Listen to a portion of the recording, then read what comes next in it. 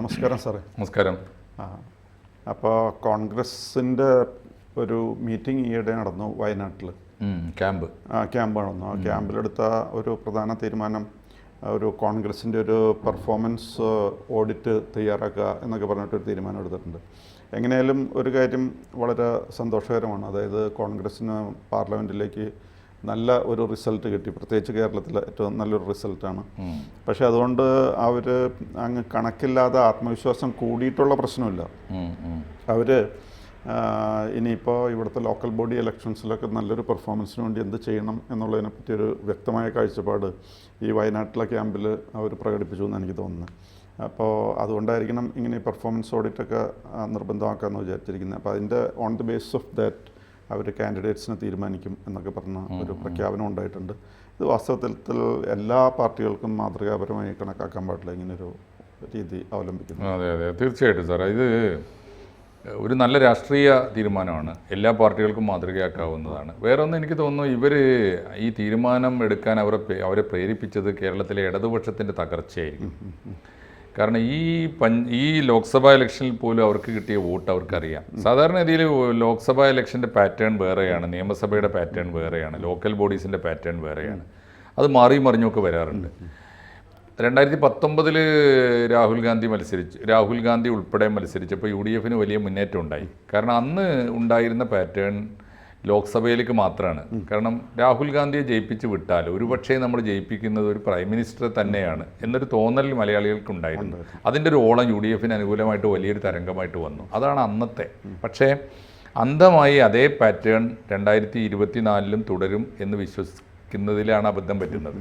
അതാണ് ഇപ്പോഴും ഇടതുപക്ഷം പറഞ്ഞുകൊണ്ടിരിക്കുന്നത്. ലോക്സഭാ പാറ്റേൺ വേറെയാണ്, പക്ഷേ അതല്ലല്ലോ 2024 അതേ രാഹുൽ ഗാന്ധി മത്സരിക്കുമ്പോൾ പ്രൈം മിനിസ്റ്റർ ആവാൻ പോയിട്ട് പ്രതിപക്ഷ നേതാവ് പോലും ആകുമോ അതിനുള്ള ഒരു കെൽപ്പിൽ ഈ കോൺഗ്രസ് വരുമോ എന്നൊക്കെയുള്ള ആശങ്കയോടെയാണ് മത്സരിച്ചത്. അപ്പോൾ ലോക്സഭാ ഇലക്ഷനിൽ UDF ഒരു പക്ഷേ 2019 കൂടിയ തരംഗം ഉണ്ടായി. UDF എന്തായിരിക്കും അതിൻ്റെ ബേസ് എന്ന് കോൺഗ്രസ് പഠിച്ചിട്ടുണ്ടാവണം.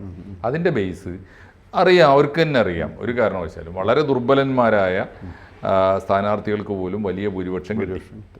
അപ്പോൾ അതിനർത്ഥം തീർച്ചയായിട്ടും അവർക്ക് അനുകൂലമായ വോട്ടല്ല അത് പിണറായി വിജയനെതിരായി വന്ന വോട്ടാണ്. കേരളത്തിലെ ഇടതുപക്ഷ ഭരണത്തിനെതിരായിട്ടുള്ള വോട്ടാണ്.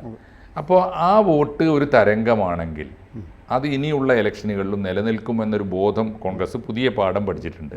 അങ്ങനെയാണെങ്കിൽ ലോക്സഭാ പാറ്റേൺ, ഈ നിയമസഭാ പാറ്റേൺ, ലോക്കൽ ബോഡി പാറ്റേൺ ഒന്നും ഇല്ല. ഇനി അങ്ങോട്ട് കേരളത്തിൽ കൃത്യമായി ജനങ്ങൾ ചില നിലപാടുകളിൽ എത്തിയിരിക്കുന്നു, രാഷ്ട്രീയ ബോധത്തിലെത്തിയിരിക്കുന്നു. അങ്ങനെയാണെങ്കിൽ ഇതാ തൊട്ട് മുമ്പിൽ എത്തിയിരിക്കുന്ന ഇപ്പോൾ സ്വാഭാവികം അങ്ങനെയാണല്ലോ. 2025 ആദ്യം വരുന്നത് ലോക്കൽ ബോഡി ഇലക്ഷനാണ്, പഞ്ചായത്ത്, മുനിസിപ്പൽ കോർപ്പറേഷൻ തെരഞ്ഞെടുപ്പുകൾ. ആ തെരഞ്ഞെടുപ്പിലും ഈ ഭരണവിരുദ്ധ തരംഗം, പ്രത്യേകിച്ച് പിണറായി വിജയൻ എന്ന ലീഡർക്കെതിരായുള്ള എന്ന മുഖ്യമന്ത്രിക്കെതിരായുള്ള കടുത്ത രോഷം ജനങ്ങൾക്കുണ്ട്. അത് വോട്ടാക്കി മാറ്റണം. അപ്പോൾ അതുകൊണ്ട് അത് സാറ് പറഞ്ഞതുപോലെ സാധാരണ കോൺഗ്രസ്സിന് പരാജയം ഉണ്ടാക്കുന്ന അമിതമായ ആത്മവിശ്വാസത്തിന് പകരം ന്യായമായ യാഥാർത്ഥ്യബോധത്തിൽ അധിഷ്ഠിതമായ ഒരു കോൺഫിഡൻസ് കോൺഗ്രസ്സിന് വന്നു എന്നാണ് ഞാൻ കാണുന്നത്. ഒപ്പം എന്തുകൊണ്ട് ഇടതുപക്ഷം പരാജയപ്പെട്ടു എന്ന് അവർ പഠിക്കുക. അത് സത്യത്തിൽ ഇടതുപക്ഷം പഠിക്കേണ്ട പാഠമാണ്. അവർ ഈ ജന്മം പഠിക്കാൻ പോകുന്നില്ല എന്നാണ് എനിക്ക് തോന്നിയിട്ടുള്ളത്. എന്ത് പ്രശ്നം ഉണ്ടായാലും മാർക്സിസ്റ്റ് പാർട്ടിയുടെ സമീപനം എങ്ങനെയാണ്? എന്തെങ്കിലും ഒരു പ്രശ്നം ഉണ്ടെങ്കിൽ, ഇപ്പോൾ ഉദാഹരണത്തിന് പണ്ട് ഈസ്റ്റേൺ യൂറോപ്പിൽ പെട്ടെന്നൊരു ചേഞ്ച് വന്നല്ലോ. കമ്മ്യൂണിസ്റ്റ് രാജ്യങ്ങളൊക്കെ വീണ്ടും ഡെമോക്രാറ്റിക് സെറ്റപ്പിലേക്ക് വന്നു. റഷ്യൻ ചേരിയിൽ നിന്ന് മാറി ഈസ്റ്റേൺ യൂറോപ്പ്. അന്നൊക്കെ EMSനോട് പലരും ചോദിച്ചു, ജർമ്മൻ മതിൽ തകർന്നു. അവിടെ എന്താ സംഭവിക്കണമെന്ന് വെച്ച് കഴിഞ്ഞാൽ EMS പറയുന്നത് ഞങ്ങൾ പഠിച്ചുകൊണ്ടിരിക്കുകയാണെന്നേ പറയുള്ളൂ, അല്ലാതെ വേറെ ഒരു കാര്യം അതിൽ പഠനം തീരൂല. ഈ പഠനം ഇപ്പം ഇതിലും ഇങ്ങനെ പഠിച്ചുകൊണ്ടിരിക്കുകയാണെന്ന് ഇവിടെ പറഞ്ഞിട്ടില്ല. കാരണം എന്താ വെച്ചാൽ ബാക്കി എല്ലാവരും മനസ്സിലാക്കിയിട്ടുണ്ട്. പിണറായി വിജയൻ ഇപ്പോഴും അത് ഒരു പരാജയമായിട്ട് സമ്മതിക്കണില്ല. അതിപ്പോൾ മാർക്സിസ്റ്റ് പാർട്ടിയുടെ ഒരു നേച്ചറാണെന്ന് തോന്നുന്നു. അവർ തോറ്റു കഴിഞ്ഞാൽ അത് മാർക്സിസ്റ്റ് പാർട്ടി പറയുന്നില്ലെങ്കിൽ പോലും പറയാൻ അവരുടെ ഒരു പാർട്ടി രീതി അനുവദിക്കാത്തത് കൊണ്ടും അല്ലെങ്കിൽ ശീലിക്കാത്തത് കൊണ്ടുമാണ്. അപ്പോൾ സത്യത്തിൽ ഇപ്പോൾ CPMൻ്റെ സ്റ്റേറ്റ് കമ്മിറ്റിയിൽ കഴിഞ്ഞ തവണ ഇതുവരെ ഇല്ലാത്തൊരു പ്രവണത ഉണ്ടായത് പിണറായി വിജയനെ ആരും പണ്ട് എതിർക്കുമായിരുന്നില്ല. ഇത് വേറൊന്നുകൊണ്ടുമല്ല, എതിർത്താൽ അവൻ്റെ പൊളിറ്റിക്കൽ ലൈഫ് അവസാനിച്ചു, വെട്ടിക്കളയും. അതിന് പകരം ഇപ്പോൾ 85 പേര് നിയമസഭയിൽ സംസ്ഥാന കമ്മിറ്റിയിൽ അതിരൂക്ഷമായി പിണറായി വിജയനെ പിൻ പോയിന്റ് ചെയ്ത് വിമർശിച്ചു എന്നുള്ളത് പോസിറ്റീവായൊരു പാഠമാണ്. പക്ഷേ അപ്പോഴും തിരുത്തും എന്ന് പറഞ്ഞപ്പോൾ ആളുകൾ ചോദിച്ചു അത്രേ, യഥാർത്ഥത്തിൽ തിരുത്തേണ്ടത് നേതൃമാറ്റമല്ലേ വേണ്ടത്? അതല്ലേ തിരുത്തേണ്ടത്? ജനങ്ങളല്ലല്ലോ കുറ്റം ചെയ്ത്. ജനങ്ങളോട് പോയി പറയും തിരുത്താൻ. ജനങ്ങൾ ചെയ്ത തെറ്റിനാണോ ഈ ഇടതുപക്ഷം തോറ്റത്? ഒരൊറ്റയാൾ പിണറായി വിജയൻ എന്ന ഒരു നേതാവ് ചെയ്ത തെറ്റിനല്ലേ? അപ്പോൾ ആരെ തിരുത്തേണ്ടത്? നേതൃത്വം മാറുകയാണ് വേണ്ടത് എന്ന് അവർ പറഞ്ഞു തുടങ്ങിയിട്ടുണ്ട്. പക്ഷേ സത്യത്തിൽ ഈ പരാജയത്തിൽ നിന്ന് ഇടതുപക്ഷം പഠിക്കേണ്ട പാഠം UDF പഠിക്കുന്നു എന്നുള്ളത് വളരെ പോസിറ്റീവാണ്. UDF പഠിച്ചിരിക്കുന്ന ഒരു കാര്യം, ഈ ക്യാമ്പിൽ വിപുലമായ ചർച്ചയ്ക്ക് വന്നു അത്രേ. പിണറായി എന്ന ഒരാൾ സംസ്ഥാന ഭരണത്തിൽ മാത്രമേ ഉള്ളൂ എങ്കിലും പിണറായി എന്നൊരു പ്രതിഭാസം CPMൻ്റെ താഴെ തട്ടിൽ വരെയുണ്ട്. ഇടതുപക്ഷ പ്രവർത്തകന്മാരൊക്കെ അഹങ്കാരത്തിൻ്റെ ആൾരൂപങ്ങളായിട്ട് മാറുക, മനുഷ്യരോട് ധിക്കാരം കാണിക്കുക, ഞങ്ങളാണ് സർവാധികാരി, ഒരു ഫ്യൂഡൽ മാടമ്പികളായിട്ട് ഇവർ മാറുന്നുണ്ട് എന്ന് താഴെ തട്ടിൽ വരെയുള്ള റിപ്പോർട്ട് കോൺഗ്രസിൻ്റെ വയനാട് ക്യാമ്പിൽ വരികയും അവരൊരു തീരുമാനം എടുക്കുകയും ചെയ്തു. അതിൽ നിന്ന് ആദ്യം പഠിക്കേണ്ടത് നമ്മളാണ്.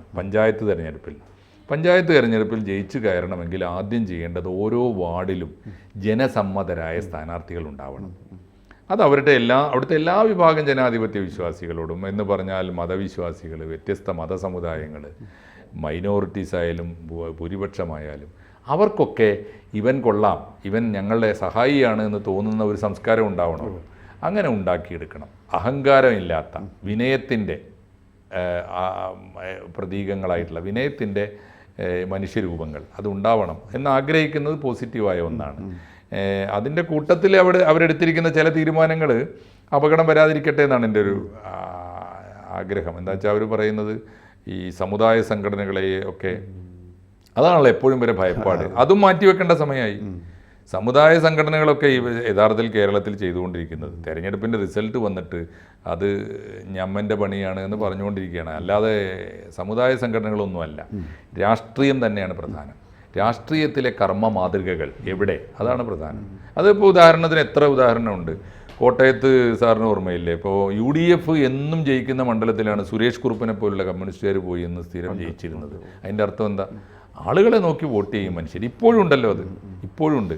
അപ്പോൾ കോൺഗ്രസിനൊരു ഭയമുണ്ട്, ഈ ലോക്സഭയിൽ നന്നായിട്ട് പെർഫോം ചെയ്താലും ലോക്കൽ ബോഡി ഇലക്ഷനിൽ അവർ ദേ ഡോണ്ട് പെർഫോം വെൽ. അത് പലപ്പോഴും CPM ആണ് പെർഫോം ചെയ്യാറുണ്ടായിരുന്നത്. ഈ പ്രാവശ്യം അങ്ങനെ ആവണമെന്നില്ല. അപ്പോൾ അതുകൊണ്ട് ഒന്നുകൂടി, കാരണം എന്താണെന്ന് വെച്ച് കഴിഞ്ഞാൽ നാട്ടിലെ ചെറിയ ചെറിയ പ്രശ്നങ്ങളിലൊന്നും കോൺഗ്രസ്സുകാർ ഇടപെടാറില്ല. വലിയ കാര്യങ്ങളിൽ എന്തെങ്കിലുമൊക്കെ ഒരു പ്രഖ്യാപനം നടത്തുമല്ലോ. അത് നാട്ടിൽ എന്തെങ്കിലും നിസ്സാര പ്രശ്നങ്ങളുണ്ടായി അടിയോ തല്ലോ അല്ലെങ്കിൽ വേറെ എന്തെങ്കിലും പ്രോബ്ലം ഉണ്ടെങ്കിൽ അവർ പതുക്കെ ഒഴിഞ്ഞു മാറി ഷർട്ടിന് കേടുവരാതെ നോക്കുന്നവരാണ് കോൺഗ്രസ്സുകാർ. അപ്പോൾ ലോക്കൽ ആയിട്ടുള്ള സംഘടനകൾ, അത് മതപരമായതോ അല്ലാത്തതോ ആയാലും അവർക്കൊരു കോൺടാക്റ്റ് കുറവുണ്ടെന്ന് ഇപ്പോൾ തോന്നിയിട്ടുണ്ട്. അത് തിരിച്ചറിയലാണ്. അപ്പോൾ CPMനെ അവർ പഠിക്കുന്നത് ഇടതുപക്ഷത്തിൻ്റെ പഴയ ഇടതുപക്ഷം എപ്പോഴാണ് ജനമനസ്സിൽ ഇടം നേടിയത് എങ്ങനെയാണ് എന്ന് പഠിച്ചിട്ട് ആ പൊസിഷൻ തിരിച്ചു പിടിക്കുക. എങ്ങനെയാണ് ഇടതുപക്ഷം ജനമനസ്സിൽ നിന്ന് ഇറങ്ങിപ്പോയത്, അത് പഠിക്കാനുള്ള തീരുമാനം വളരെ വളരെ വളരെ പോസിറ്റീവാണത്. അപ്പോൾ ആ പഠനം, ഇപ്പോൾ പെർഫോമൻസ് ഓഡിറ്റ്, അത് അടിസ്ഥാനത്തിൽ ഒരു വാർഡിൽ, അതാണ് ഒരു പ്രധാനപ്പെട്ട തീരുമാനം എടുത്തിട്ടുണ്ട്. കോൺഗ്രസിൻ്റെ ഏത് ലെവലിലുള്ള ഒരു നേതാവും ആഴ്ചയിൽ ഒരു ദിവസമെങ്കിലും സ്വന്തം വാർഡിലുണ്ടാവണം. എല്ലാവർക്കും രമേശ് ചെന്നിത്തലക്കും പിന്നെ KC വേണുഗോപാലിനും VD സതീശനും ഒക്കെ ബാധകമായ നിയമമാണുള്ളത്. സ്വന്തം വാർഡിലുണ്ടാവണം എന്ന് പറഞ്ഞാൽ നമ്മളെ നാട്ടിൽ വന്നിട്ട് ഇപ്പോൾ ഒരു നേതാവിൻ്റെ പേര് ചോദിച്ചാൽ ആ നേതാവിനെ ഞങ്ങൾ കണ്ടിട്ടില്ലെന്ന് നാട്ടുകാർ പറയരുതല്ലോ. അങ്ങനെ നാട്ടിൽ നിന്ന നേതാക്കന്മാരാണ് വലിയ നേതാക്കന്മാർ. ഉമ്മൻചാണ്ടി അതായിരുന്നു. ഉമ്മൻചാണ്ടിയുടെ മണ്ഡലത്തിൽ എത്രയോ കാലം ഉമ്മൻചാണ്ടിയുടെ മണ്ഡലത്തിൽ പുതുപ്പള്ളി മണ്ഡലത്തിൽ ഇടതുപക്ഷത്തിന് വേണ്ടി പ്രവർത്തിക്കാൻ പോയ അനുഭവങ്ങളുണ്ട് എനിക്ക്. പ്രവർത്തിക്കാൻ പോയപ്പോഴൊക്കെ ഭക്ഷണം തരുന്ന ഇടതുപക്ഷത്തെ അവിടുത്തെ പ്രമുഖരായ നേതാവിൻ്റെ വീട്ടിലാണല്ലോ ഭക്ഷണം വിളമ്പിക്കൊണ്ടിരിക്കുമ്പോൾ ആ വീട്ടമ്മ എന്നോട് പറഞ്ഞു, പക്ഷേ ഭക്ഷണമൊക്കെ ഞങ്ങൾ തരും, പക്ഷേ കുഞ്ഞു മത്സരിക്കുന്നുണ്ടെങ്കിൽ വോട്ട് മാത്രം തരൂല. ആരാ തരുന്നതെന്നോ ആരാത് പറയുന്നത് നോക്കണം. അപ്പോൾ അത്രയ്ക്ക് സ്വാധീനം അവിടുത്തെ വീടുകളിൽ നാട്ടുകാർക്കിടയിൽ ഉണ്ടാക്കുക. അത് പാർട്ടി നോക്കിയിട്ടല്ലല്ലോ, കടുത്ത എതിരാളിയുടെ മനസ്സിലും കുഞ്ഞുണ്ടെങ്കിൽ അങ്ങനെ ഒരു തോന്നലുണ്ടാക്കാൻ പറ്റണം എന്നുള്ളതാണ് കമ്മ്യൂണിസ്റ്റുകാർക്ക് എന്താ പ്രശ്നം എന്ന് വെച്ചാൽ, കമ്മ്യൂണിസ്റ്റുകാർ പാർട്ടിക്കാരല്ലാത്തവരൊക്കെ എതിരാളികളാണ്, വർഗശത്രുക്കളാണ്.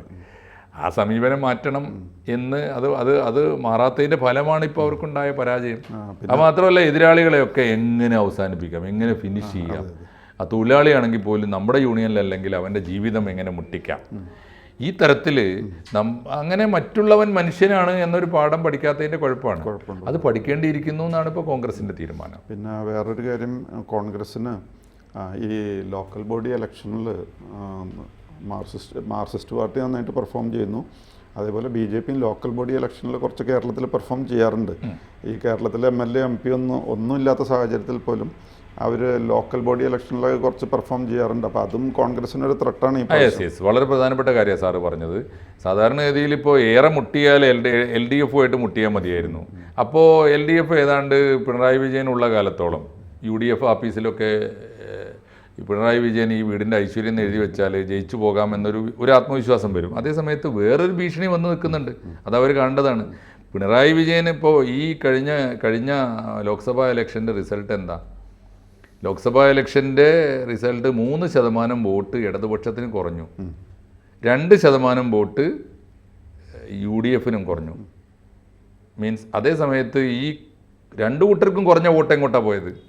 BJPക്ക് പോയി. മാത്രമല്ല ഈ നിയമസഭാ കണക്കെടുക്കുമ്പോൾ നമ്മളത് പലപ്പോഴും പറഞ്ഞിട്ടുള്ളതാണ്, കേരളത്തിലെ നിയമസഭാ മണ്ഡലങ്ങളുടെ കണക്കെടുത്താൽ ഈ ലോക്സഭാ വോട്ടിങ്ങിൻ്റെ പാറ്റേൺ വെച്ച് പറഞ്ഞാൽ കേരളത്തിലെ ഏതാണ്ട് 11 മണ്ഡലങ്ങളിൽ BJP ആണ് 1-ാം സ്ഥാനത്ത്, 9 മണ്ഡലങ്ങളിൽ 2-ാം സ്ഥാനത്താണ്, 10 മണ്ഡലങ്ങളിൽ 3-ാം സ്ഥാനത്താണ്. മാത്രമല്ല നിയമസഭാ മണ്ഡലത്തിൽ 7 അയലത്തില്ലാത്ത കാലത്ത് പോലും BJPക്ക് സാറ് പറഞ്ഞ പോലെ ലോക്കൽ ബോഡി ഇലക്ഷനിൽ ഒരുപാട് പഞ്ചായത്തുകൾ അവർക്ക് മെമ്പർ. അപ്പോൾ ആ ബലം ശക്തിപ്പെടുന്നല്ലേ എൻ്റെ അർത്ഥം.